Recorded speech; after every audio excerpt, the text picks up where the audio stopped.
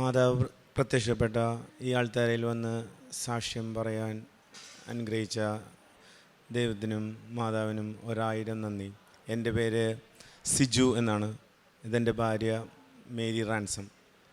ഞങ്ങൾ ആദ്യമായിട്ട് കൃപാസനത്തിലേക്ക് ഉടമ്പടി എടുക്കുവാനായി വരുന്നത് 2025 മെയ് മാസം 8-ാം തീയതിയാണ്. ഇവിടെ വന്ന് ഉടമ്പടി എടുക്കുവാനുള്ള സാഹചര്യം, ഞങ്ങളുടെ വീട് പണി 2.5 വർഷമായിട്ട് മുടങ്ങിക്കിടക്കുകയായിരുന്നു. അത് പൂർത്തിയാക്കാനുമായിട്ട് യാതൊരു മാർഗവുമില്ലായിരുന്ന സമയത്ത് ഞാനും എൻ്റെ ഭാര്യയും കൂടി ഇവിടെ വന്ന് ഉടമ്പടി എടുക്കാമെന്നും അതിലൂടെ നിയോഗമായിട്ട് ഈ കാര്യങ്ങളെല്ലാം എഴുതാമെന്നും വിചാരിച്ചിട്ടാണ് ഞാനിവിടെ വരുന്നത്. അതിൻ്റെ ഫലമായി ഞങ്ങൾ ഉടമ്പടി ജീവിതം ആരംഭിക്കുന്ന കുറച്ച് നാളുകൾക്കുള്ളിൽ തന്നെ ഞങ്ങളുടെ തടസ്സങ്ങളെല്ലാം ഓരോന്നോരോന്നായിട്ട് മാറുവാനും അതിൻ്റെ ഫലമായിട്ട് എനിക്ക് 7 മാസവും 7 ദിവസവും കൊണ്ട് എൻ്റെ വീട് പണി പൂർത്തീകരിച്ച് മാതാവിൻ്റെ പ്രത്യക്ഷീകരണത്തിൻ്റെ അതേ ദിവസം തന്നെ, അതായത് 7-ാം തീയതി തന്നെ, എനിക്ക് ഡിസംബർ 7-ാം തീയതി തന്നെ എനിക്ക് വീട്ടിലേക്ക് കയറി താമസിക്കാനുള്ള അനുഗ്രഹം മാതാവും ദൈവവുമായിട്ട് എനിക്ക് തന്നു.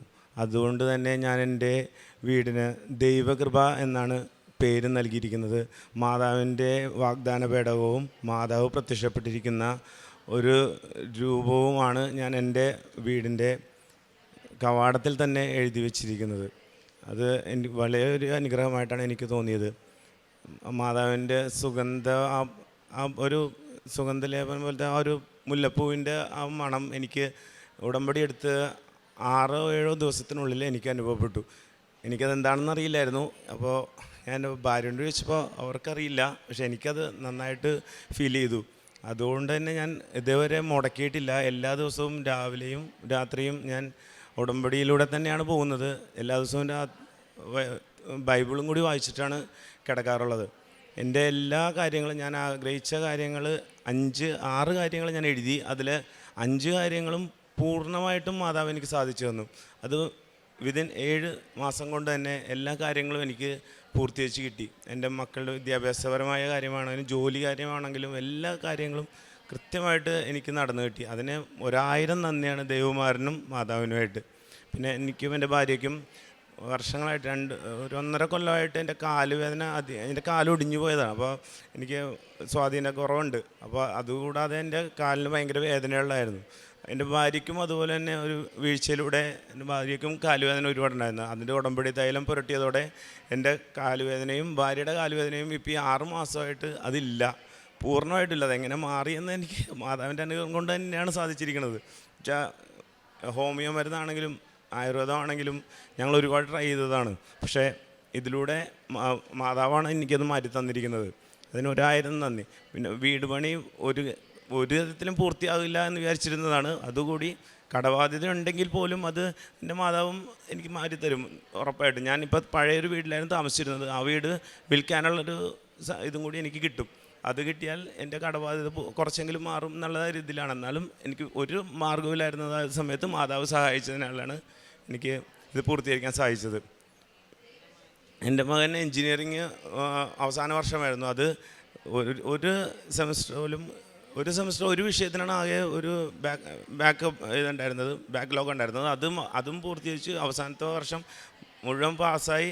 അവനിപ്പോൾ ഒരു ജോലിയിലേക്കുള്ള കടക്കാനുള്ള എൻ്റെ ആദ്യത്തെ ഘട്ടങ്ങളിലേക്കാണ്. പിന്നെ രണ്ടാമത്തെ മകൻ ITI പാസ്സായി. അവൻ പഠനത്തിലും ഒരിത്തിരി പുറകിലായിരുന്നു. ഇപ്പോൾ സാക്ഷ്യം പറയാൻ അവൻ വരാൻ പറ്റാത്തൊരവസ്ഥയിലാണ്. അവൻ വന്ന് ഉടമ്പടി എടുത്ത് സാക്ഷ്യം പറയുന്നതായിരിക്കും. എന്താണെങ്കിലും രണ്ട് മക്കളും വന്ന് ഉടമ്പടി എടുത്ത് സാക്ഷ്യം പറയുന്നതായിരിക്കും. ഞങ്ങൾ പ്രേക്ഷിത പ്രവർത്തനമായിട്ട് അനാഥാലയങ്ങളിൽ ഭക്ഷണം വിതരണം ചെയ്യുകയും ഞങ്ങൾ ഇവിടെ നിന്നുള്ള ഉടമ്പടി പത്രം എല്ലാ പള്ളികളിലും കൊണ്ടുപോയി വിതരണം ചെയ്യുകയും ചെയ്യാറുണ്ട്. ഞങ്ങളോട് ചോദിക്കുന്ന എല്ലാവരോടും ഞങ്ങൾ ഈ കൃപാസന മാതാവിൻ്റെ എല്ലാ അനുഗ്രഹങ്ങളും ഞങ്ങൾ അവരോട് പറയുകയും അവരോട് ഇവിടെ വന്ന് പ്രാർത്ഥിക്കാനും ഞങ്ങൾ പറയാറുണ്ട്. പിന്നെ എല്ലാ കുർബാനയും ഒരു ദിവസം പോലും ഞങ്ങൾ മുടക്കിയിട്ടില്ല. ഞങ്ങളുടെ വീട്ടിലെ പ്രാർത്ഥനയാണെങ്കിലും കുടുംബ പ്രാർത്ഥനയാണെങ്കിലും മക്കളായിട്ട് എല്ലാവരെയായിട്ട് തന്നെ ഇരുന്ന് ഒരു ദിവസം പോലും മുടങ്ങാതെ ഞങ്ങൾ ചൊല്ലാറുണ്ട്. കുമ്പസാരവും എല്ലാ മക്കളെയും കൊണ്ടുപോയി കുമ്പസാരിപ്പിച്ച് ഞങ്ങൾ ഈ മാതാവിൻ്റെ അനുഗ്രഹത്താൽ എല്ലാ സന്തോഷത്തോടെയാണ് ഞങ്ങളിപ്പോൾ കഴിയുന്നത്. ഞങ്ങൾ രണ്ടുപേരും മുടങ്ങാതെ കുർബാനയിൽ പങ്കെടുക്കാൻ എല്ലാ ആഴ്ചയിലും ഞങ്ങൾ പള്ളിയിൽ പോകാൻ ശ്രമിക്കാറുണ്ട്. എല്ലാ വ്യാഴാഴ്ചകളിൽ ഞങ്ങൾ നൊവേനകളും കൂടാറുണ്ട്. പിന്നെ മുടങ്ങാതെ കുടുംബ പ്രാർത്ഥന മുടങ്ങാതിരിക്കുക എന്നുള്ളതാണ് ഇതിലെ ഏറ്റവും വലിയ കാര്യം. അത് മുടങ്ങിയാലാണ് നമ്മളുടെ കുടുംബത്തിൽ വരുന്ന ഐശ്വര്യങ്ങൾക്ക് തടസ്സമാവുന്നത്. ഇത് തുടർച്ചയായിട്ട് കുടുംബ പ്രാർത്ഥന മുടങ്ങാതിരുന്നാൽ തന്നെ നമുക്ക് വരാനുള്ള അനുഗ്രഹങ്ങളൊന്നും ഒരു തടസ്സമില്ലാതെ നമ്മുടെ കയ്യിലേക്ക് മാതാവ് എത്തിച്ചു തരും എന്നാണ് ഞാൻ ഉറച്ചു വിശ്വസിക്കുന്നത്. ഇനിയും അങ്ങനെ, ഇനിയിപ്പോൾ എന്താണെങ്കിലും മാതാവിൻ്റെ ഉടമ്പടി ജീവിതത്തിലേക്ക് തുടർന്നുകൊണ്ട് പോകാൻ തന്നെയാണ് ഞാനും എൻ്റെ ഭാര്യയും കുടുംബവും തീരുമാനിച്ചിരിക്കുന്നത്. അങ്ങ് പാവപ്പെട്ടവർക്ക് കോട്ടയും ദരിദ്രൻ്റെ കഷ്ടതകളിൽ അവൻ ഉറപ്പുള്ള അഭയവുമാണ്. കൊടുങ്കാറ്റിൽ ശക്തി ദുർഗവും കൊടും വെയിലിൽ തണലുമാണ്. യെശയ്യാ പ്രവാചകൻ്റെ പുസ്തകത്തിൽ 25-ാം അധ്യായം 4-ാം തിരുവചനമാണിത്. ദൈവം നമ്മുടെ അഭയമാണ്, സുരക്ഷിതമായ ഒരു ശരണമാണ്. ജീവിതത്തിലെ അപ്രത്യക്ഷമായ ഏത് കൊടുങ്കാറ്റിനെയും തരണം ചെയ്യാൻ ഉള്ള ഒരു ശക്തിയാണ്. ദൈവം നമ്മെ ഒരിക്കലും തനിച്ചാക്കില്ല. നമ്മെ രക്ഷിക്കുകയും സംരക്ഷിക്കുകയും ചെയ്യുന്ന ഒരമ്മയാണ് ഈ ആലയത്തിലുള്ളത്. ദൈവ ചൂടിൽ ഒരു നിഴലാണ്. ദൈവത്തിൻ്റെ ചൂടും ഈ ചൂടിൽ നമുക്ക് ദൈവം ഒരു നിഴലാണ്. ഈ മകൻ പറഞ്ഞ സാക്ഷ്യത്തിൽ ഈശോയും അമ്മയും കൂടെ നിന്ന് ഈ മകൻ ഒരു അഭയമായി, ഒരു ശരണമായി തൻ്റെ ജീവിതത്തിൽ നടത്തിയ ദൈവത്തിൻ്റെ കൃപ ലഭിച്ച ഒരു വലിയൊരു സാക്ഷ്യമാണ് നാം കേട്ടത്. 2.5 വർഷത്തോളം മുടങ്ങിക്കിടന്ന ഒരു വീട് പണിയാണ്. ഉടമ്പടി എടുത്ത ഉടനെ 7 മാസം 7 ദിവസം കൊണ്ട് പരിശുദ്ധമ പ്രത്യക്ഷപ്പെട്ട 7-ാം തീയതി ഡിസംബറാണ് ദൈവകൃപ എന്ന ആ വീടിന് ലഭിച്ച പേരിട്ട് ഇവർ ആ വീട്ടിൽ താമസം ആരംഭിച്ചത്. അവർ പറഞ്ഞത് not by merit but by grace. സാമ്പത്തികമായിട്ട് വളരെ പ്രയാസമുള്ള സമയമായിരുന്നു.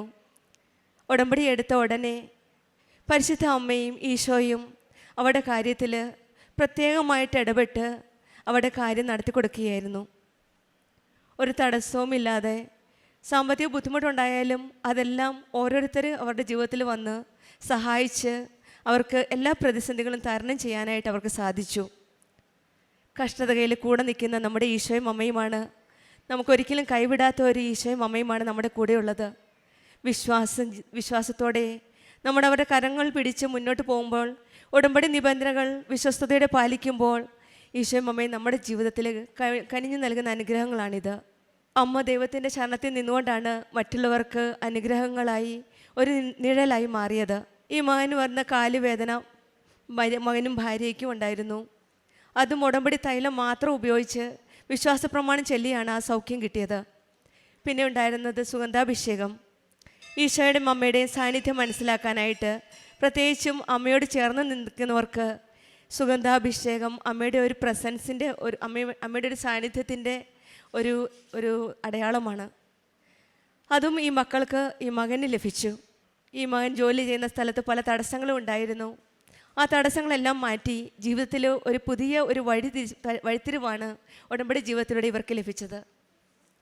നമ്മുടെ ജീവിതത്തിലും ഭയപ്പെടുമ്പോൾ നമുക്ക് ദൈവത്തെ അഭയം പ്രാപിക്കാം. തളരുമ്പോൾ അമ്മയുടെ നിഴലിൽ നമുക്കും ആശ്രയം കിട്ടട്ടെ എന്ന് പ്രാർത്ഥിക്കാം. ദൈവത്തിൻ്റെ ശരണത്തിൽ ജീവിച്ച് അമ്മയെപ്പോലെ എല്ലാ കഷ്ടകാലങ്ങളിലും കർത്താവിനെ അഭയം തേടുവാൻ നമ്മൾക്ക് സാധിക്കട്ടെ എന്ന് നമുക്കും പ്രാർത്ഥിക്കാം. സിജു KRനും കുടുംബത്തിനും ലഭിച്ച എല്ലാ അനുഗ്രഹങ്ങൾക്കും നമുക്ക് കരങ്ങളടിച്ച് ദൈവത്തെ മഹത്വപ്പെടുത്താം. യേശുവേ നന്ദി, യേശുവേ സ്തുതി. അത്യപൂർവ ദൈവാനുഭവങ്ങൾ ഇനി നിങ്ങൾക്കും സ്വന്തം. ഈ യൂട്യൂബ് ചാനൽ ഇതുവരെ സബ്സ്ക്രൈബ് ചെയ്തിട്ടില്ലെങ്കിൽ ഇപ്പോൾ തന്നെ സബ്സ്ക്രൈബ് ചെയ്യുക. ഈ വീഡിയോ ഇപ്പോൾ തന്നെ നിങ്ങളുടെ സുഹൃത്തുക്കൾക്ക് ഷെയർ ചെയ്തുകൊണ്ട് കർത്താവിൻ്റെ പ്രേക്ഷിതരാകുക.